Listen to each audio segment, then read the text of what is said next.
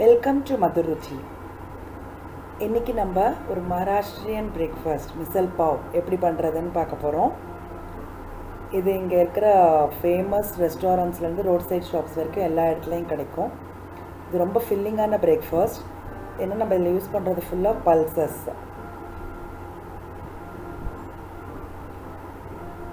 ஸ்க்ரீனில் வர்ற ingredients note பண்ணிக்கோங்க. இந்த மிசல் பாவ் பண்ணுறதுக்கு நிறைய மெத்தட் இருக்குது. இந்த மெத்தடை நான் என் ஃப்ரெண்ட் கிட்ட இருந்து கற்றுண்டேன். இது ரொம்ப ஈஸி அண்ட் சிம்பிளான மெத்தட்.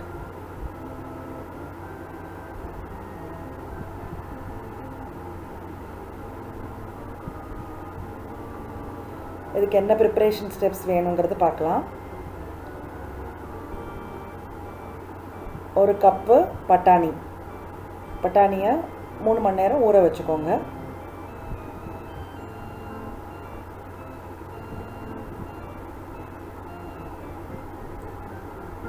இந்த 2 டைப் ஆஃப் மிளகாய், பேட்கி அப்புறம் நார்மல் மிளகாய், இது ரெண்டுத்தையும் சுடு தண்ணியில் 1 மணி நேரம் ஊற வச்சுக்கோங்க.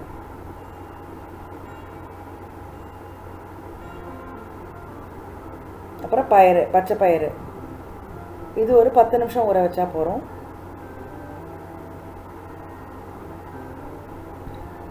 அப்புறம் அதுக்கப்புறம் வேண்டியது தக்காளி, பாவ் பாஜி மசாலா, பூண்டு, இஞ்சி, உப்பு, எண்ணெய் எல்லாம் ரெடியாக வச்சுக்கோங்க.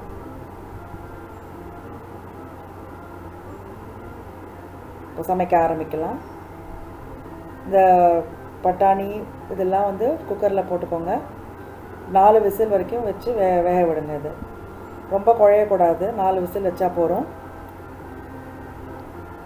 தக்காளி, இஞ்சி, பூண்டு அப்புறம் இந்த மிளகாய் எல்லாத்தையும் நல்லா பேஸ்ட்டாக அரைச்சிக்கோங்க. நல்ல பேஸ்ட்டாக அரைச்சிக்கோங்க. இந்த மாதிரி அரைச்சிக்கோங்க.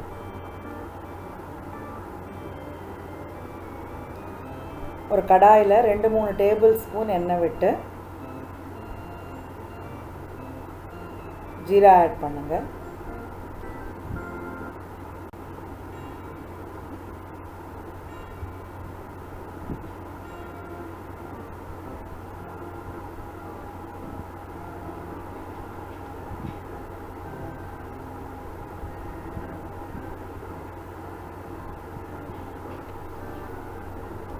இப்போது இதில் இந்த அரைச்சி வச்சுருக்கிற விழுதை ஆட் பண்ணுங்கள்.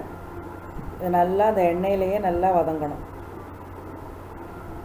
ஒரு 10 நிமிஷம் வரைக்கும் நல்லா குக் பண்ணணும். இது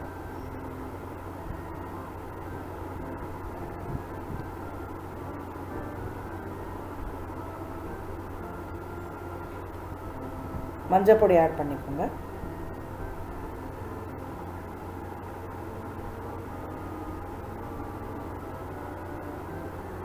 இப்போ நல்லா பார்த்தீங்கன்னா சைடில் நல்லா எண்ணெய் வருது. இது இப்போ நல்லா குக் ஆகிடுது. இந்த ஸ்டேஜில் பாவ் பாஜி மசாலா இல்லை வேறு ஏதாவது கரம் மசாலா கூட ஆட் பண்ணிக்கலாம். நான் ஒரு teaspoon Kashmiri red chilli powder add பண்ணியிருக்கேன். அது கலருக்கு. இது ஆப்ஷனல், நீங்கள் வேணும்னா ஆட் பண்ணிக்கலாம்.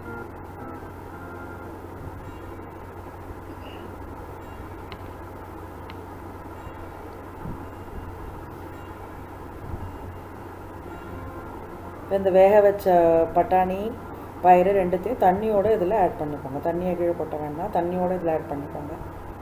நீங்கள் முளைக்கட்டிய பயிறு, பட்டாணிலாம் கூட யூஸ் பண்ணிக்கலாம். வேறு எந்த வகையான இதுவும் யூஸ் பண்ணிக்கலாம். காராமணி அதெல்லாம் கூட யூஸ் பண்ணிக்கலாம். ஆனால் கொண்டக்கடலை மட்டும் வேண்டாம். நல்லா ஒரு கொஞ்ச நேரம் கொதிக்க விடணும். இதை உப்பு அப்புறம் கொஞ்சோண்டு சர்க்கரை ஆட் பண்ணிக்கோங்க. ஒரு 5லேருந்து 7 நிமிஷம் வரைக்கும் நல்லா கொதிக்க விடுங்க.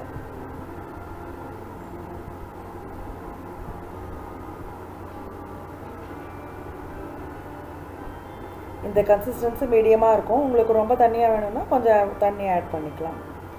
மிசல் ரெடி ஆகிடுது. பாவை பட்டர் க்ரீஸ் பண்ணி கொஞ்சமாக தவாவில் டோஸ்ட் பண்ணி வச்சுக்கோங்க. எப்படி சர்வ் பண்ணுறதுன்னு பார்க்கலாம். இதுக்கு பொடியாக நறுக்கிய வெங்காயம், எலுமிச்சம்பழ துண்டுகள், அப்புறம் இந்த மிக்ஸ் ஃபர்சான்னு சொல்லுவோம், அதுவும் வேணும்.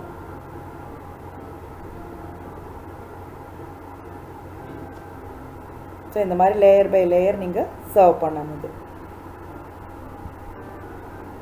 தனியாக ஒரு கிண்ணத்துலையும் அந்த மிசலை சர்வ் பண்ணும்போது வைக்கணும்.